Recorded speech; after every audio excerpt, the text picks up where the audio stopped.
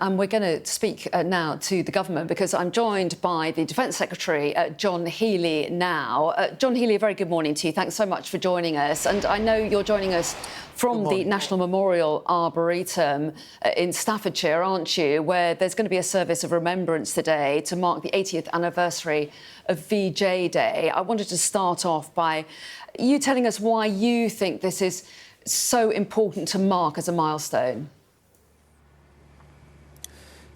I am indeed. This is where the national service that marks VJ 80 years on will take place today with the King and the Queen, the Prime Minister, 400 armed forces, a Guard of Honour, Red Arrows and the Battle of Britain Memorial Flight fly past as well. It's one of a series of events taking place around the country, and it's marking the final end of the Second World War. And we made big play and had big celebrations to mark 80 years of victory in Europe Day 3 months ago. But for many, the war continued, and this is a chance to honour those who served, many who sacrificed their lives, British and Commonwealth soldiers, in a battle that wasn't just a battle against an enemy, but a battle against the jungle and tropical diseases and great privation and hardship in prisoner of war camps as well. And for many who did come home, they regarded themselves as the forgotten army, and we owe them that duty today to remember their service and remember all they gave to bring peace finally after the Second World War. And I have to tell you, this is a moment of special pride for me as Defence Secretary to be alongside around 30 of those VJ veterans today, teenagers when they went out to fight, now over 100 years old. And this will be one of the final anniversaries in which we'll be able to mark their service and hear their stories. Yeah, so important not to forget. And the commemorations perhaps all the more poignant given that there's war in Europe ongoing in Ukraine, which brings us to today's summit in Alaska, which will see President Putin and President Trump meeting. I mean, it's going to see Putin, who's a man wanted by the International Criminal Court, being welcomed onto American soil for these one-to-one talks with Donald Trump to talk about the war in Ukraine without President Zelensky at the table. How comfortable are you about that? Do you know, the link with VJ Day is important. We remember the casualties of the conflict in the Far East, and we see the mounting casualties on both sides in Putin's war on Ukraine. But in the end, wars can only ever end by diplomacy, and wars can only ever end when two sides, brokered in this case by President Trump in a way that only President Trump can, start to talk. And so I hope today we'll see the start of those talks.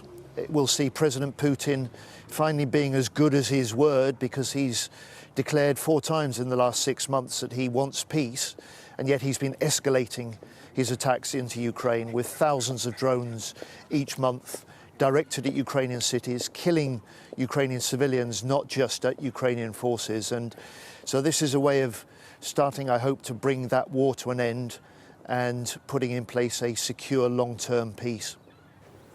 Well, you say you have hopes for the summit, but what are your expectations for it? Do you think that real progress towards peace can be struck today? We'll see how the talks go, but the important thing is this is a first step. In any negotiations, there will have to be decisions about Ukraine with Ukraine. They can't be taken without Ukraine. And for negotiations really to take place, one of the important conditions is to see a full ceasefire. That allows the space for diplomacy, it allows the space for negotiations. It gives everyone a better chance of seeing an end to the fighting, but then a long-term secure peace. And our job, and my job as Defence Secretary, our job as the UK, one of Ukraine's most consistent allies, leading the charge on intensifying diplomacy this week. You've seen the Prime Minister hosting President Zelensky in Downing Street, convening meetings of European leaders with President Trump. I've been speaking to the Ukrainian Defence Minister and the Secretary of the National Defence Council ahead of these talks, intensifying diplomacy, stepping up the military aid to Ukraine as well, because whilst all eyes are on Alaska, we can't remove our focus from the front line, because we can't jeopardise the long-term peace by forgetting about the war. Keir Starmer has warned that without enforceable security guarantees, President Putin would simply break any peace deal. He said those guarantees would have to be backed up by the US, but we've had no such explicit commitment from Donald Trump. So where does that leave the UK and the coalition of the willing? Well, those are matters for discussion and decision in due course, but we've been leading with the French, over 30 nations, planning for months now, over 200 military planners for, as you call it, the coalition of the willing, or the multinational force for Ukraine. In the event of a ceasefire, we're ready to help reinforce that ceasefire, build up the strength of the Ukrainian forces for the future, because in the end, the strongest deterrence against future Russian aggression will be the strength of the armed forces in Ukraine. Donald Trump yesterday talked about give and take when it comes to Russia's and Ukraine's borders. There's also been talk of a deal involving rare earth minerals, also of a West Bank-style occupation by Russia of some Ukrainian territory. I mean, would you back any of those ideas? Is this what it might take to get a deal? Well, I think those are all hypotheticals. This is, as President Trump said, a first meeting.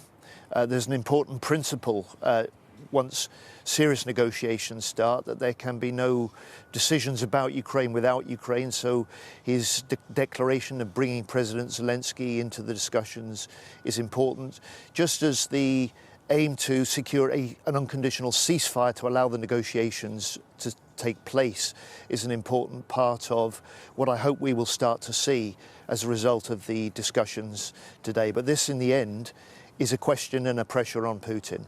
Will he do what he says? Is he ready, as he says, for peace? And will he step back from the war that he's been waging on Ukraine now for 3.5 years without succeeding in securing any of his strategic objectives, and having lost over 1 million Russian casualties during that time? This is a huge human cost, both to Russia, but especially to Ukraine. And of course, this matters to us in the UK and in Europe, because a secure Europe needs a strong Ukraine. A secure and prosperous Europe is one without war. And for us in the UK, as in the rest of Europe, our first line of defence starts in Ukraine. That's why we've been so unshakable in our support for Ukraine during this conflict, and we'll stand by them through the negotiations and into the peace we hope to see beyond. John Healey, Defence Secretary, we appreciate your time this morning. Thanks very much indeed. Thank you.